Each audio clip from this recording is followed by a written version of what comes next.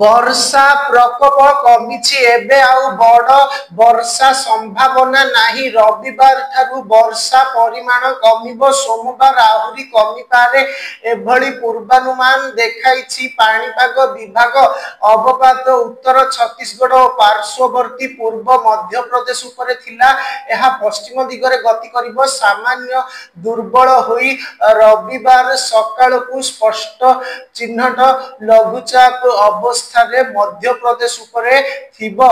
ओडिशा रे वर्तमान प्रबल वर्षा नाही। रविवार उत्तर ओडिशा रो अनेक स्थान रे घड़घड़ी सह हालुकारु मध्यम धरणर वर्षा होई पारे। दक्षिण ओडिशा रो अल्प किछि जगह रे वर्षा संभावना अछि। बालेश्वर, भद्रक, जाजपुर, केन्द्रापड़ा, कटक, जगतसिंहपुर, सुंदरगढ़, झारसुगुड़ा, बरगढ़, संबलपुर, देवगढ़, अनुगुल, ढेंकानाल, केन्दुझर और मयूरभंज रे घड़घड़ी सह पवन होई पारे। सोमवार ठारू वर्षा अल्प किछि अंचल रे हेबो। 29 रे उत्तर ओडिशा रो अनेक स्थान रे वर्षा होई पारे। 30 और 31 तारीख रे राज्य रो अनेक स्थान रे वर्षा संभावना अछि। 31 रे गोटिए दुईटी स्थान रे प्रबल वर्षा होई पारे।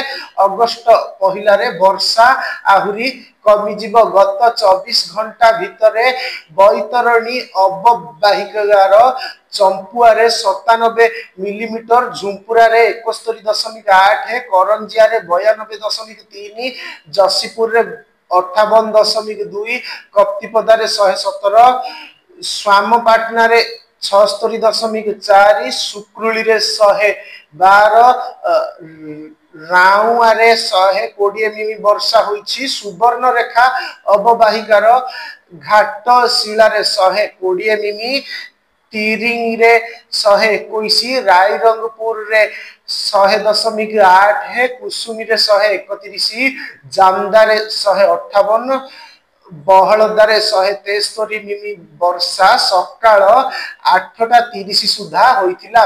बुढ़ा बलंग अवबाहिकार बारिपदा रे 163, मोरडा रे 182, श्याम खुंटारे 100 मिमी वर्षा होइछि। महानदी तलमुंडरे झारबंधरे 102 मिमी और बलांगीर रे 63 मिमी वर्षा होइथिला।